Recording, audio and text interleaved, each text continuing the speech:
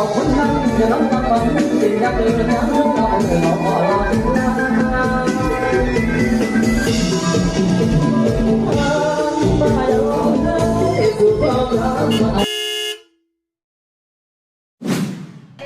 เอาเลเดอร์เริ่มในรอบของพี่น้องเนาะมาพบกับเบาน้อยตอนนี้เขามาฮอดที่ด้านข้างของหนุ่มผู้ไทยซึ่งเป็นวงดนตรีหนึ่งที่ว่าใหญ่พอสมควรเนาะตอนนี้เปิดยังงานเปิดเนาะตอนนี้กลางเว้น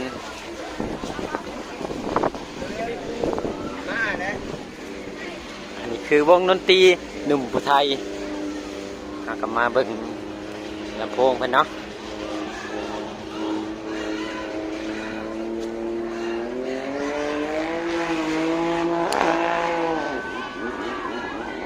ในค่ำคืนมื้อนี้เพิ่นก็จะจัดเต็มรูปแบบนี่เนาะลำโพงเพิ่นใส่ของกิฟเนาะยี่ห้อกิฟจะมี2ปากตัวนี้น่าจะปากสวิตปากกระแทกเนาะปากสวิตเสียงกลางเพิ่นจะอยู่เทิงอันนี้จากหน่วย2 4 6 8หน่วยหน่วยน่าจะ2ลำโพงแล้วก็แหลม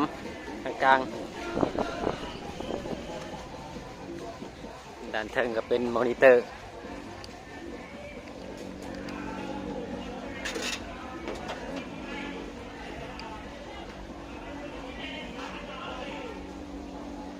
สำหรับผู้ที่เคย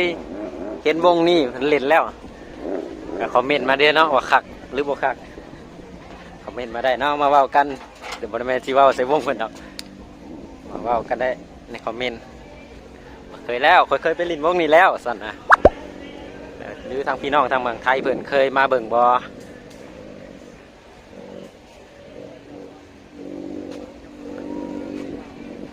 คือหนุ่มผู้ไทยเนาะสระบุญทรงเฮือปีนี้จะมีหลายวงอยู่มีเสียงสวรรค์แล้วก็มีวงหนุ่มผู้ไทยแล้วก็วงราชวงศ์เนาะแต่วงใหญ่ๆเนาะตามที่เห็นมา3วงหรือจะมีหลายกว่านั้นเดี๋ยวติดตามอับชมในช่องมาหน่อยได้เนาะจะไปถ่ายแต่ละวงสำหรับตอนนี้ผู้คนก็มาเบิ่งเพิ่นแข่งเรือสเก็ตกันมื้อนี้จะบ่มีเรือส่วงเนาะจะส่งเรือมื้อวันที่11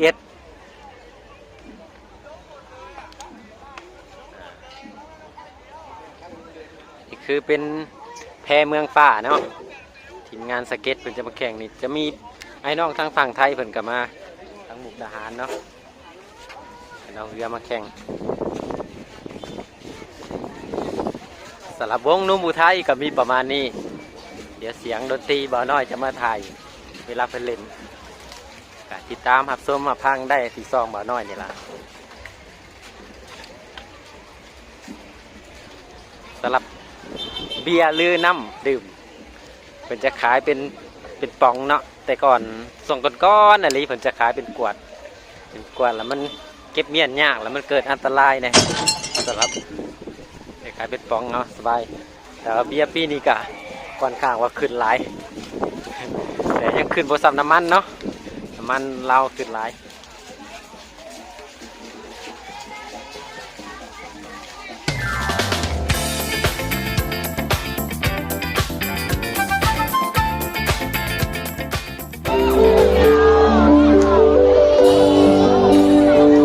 ทุกงานส่งเพื่อนยิ่งมีน้ำหน้าไอ้ยืนในซุ้มจนแรกเปิดเพลงไอ้แบบลงแม่ตายสุดหัวใจสัญญา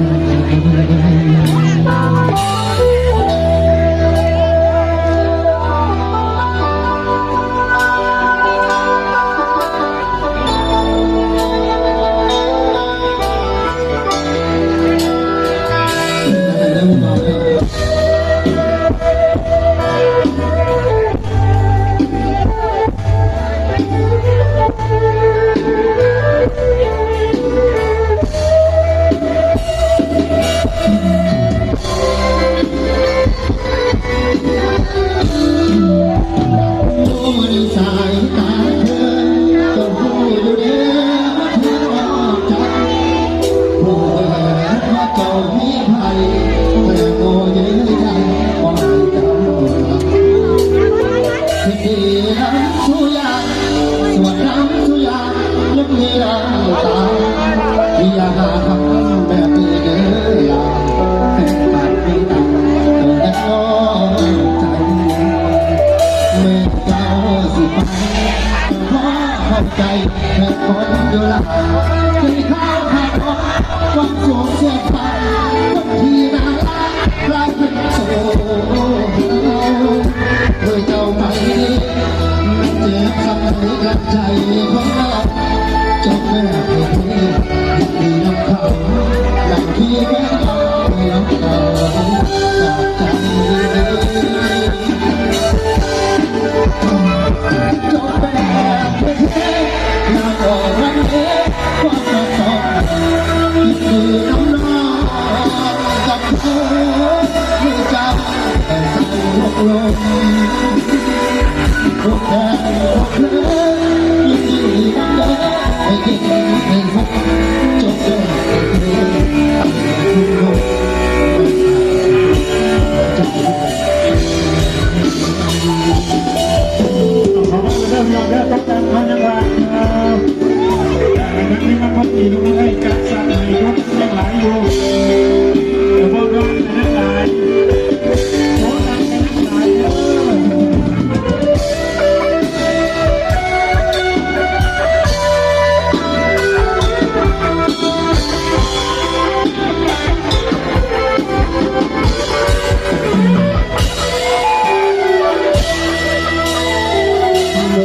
เจ้าสิไป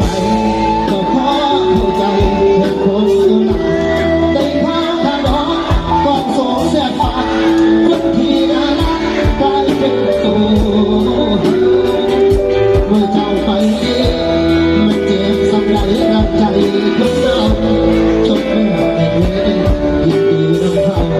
หน้าที่แม่เอาคือลบเขาจากใจ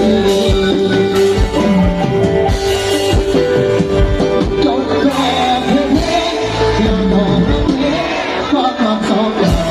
ยินดีกันนะ